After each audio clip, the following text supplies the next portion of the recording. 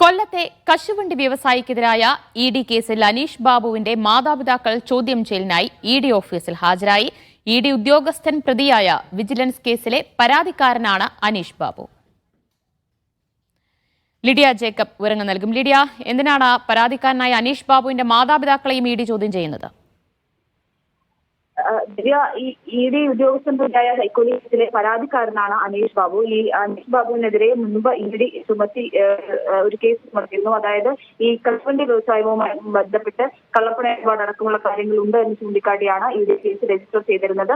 അതിൽ ഈ അനീഷ് ബാബുവിന്റെ മാതാപിതാക്കളെ കൂടി പ്രതി ചേർത്തിരുന്നു. മാതാപിതാക്കളെയും ഭാര്യയും പ്രതി ചേർത്തിരുന്നു.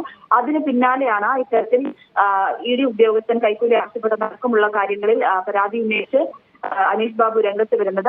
ആദ്യത്തെ ആ കേസ്, അതായത് കശുവണ്ടി വ്യവസായവുമായി ബന്ധപ്പെട്ട ഇ.ഡി. കേസിലാണ് ഇപ്പോൾ മാതാപിതാക്കളെ ചോദ്യം ചെയ്യലിനായി ഇ.ഡി. വിളിപ്പിച്ചിരിക്കുന്നത്.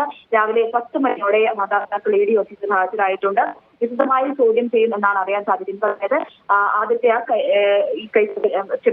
കശുവണ്ടി വ്യവസായവുമായി ബന്ധപ്പെട്ട കള്ളപ്പണ ഇടപാട് കേസിന്റെ വിശദാംശങ്ങളും കാര്യങ്ങളും തേടാനാണ് ഇത്തരത്തിൽ മാതാപിതാക്കൾ ഹാജരായിരിക്കുന്നത്. മുമ്പ് അനീഷ് ബാബുവിനെയും ഇത്തരത്തിൽ വിളിപ്പിച്ച് ചോദ്യം ചെയ്തിരുന്നു.